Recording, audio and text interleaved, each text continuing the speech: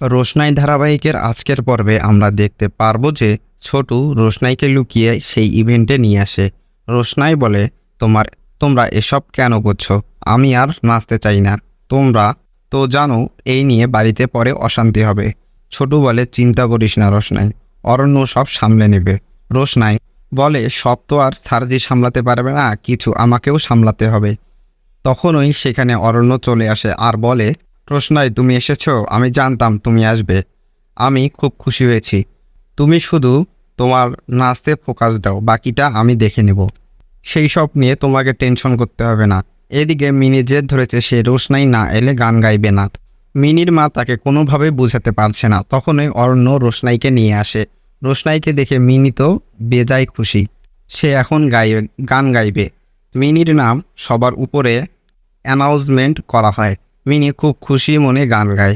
মিনির গান শেষে একে একে সবার নাম অ্যানাউন্স করা হয়। মিনির গান সবার পছন্দ হয়। এদিকে ভেতরে রোশনাই ভাবছে বাড়ি ফেরার পর কি হবে, কেমন করে সবাইকে বোঝাবে। আরণ্য বাড়ির লোকেরা কোনোভাবেই তো তাকে নাচতে দিতে চায় না।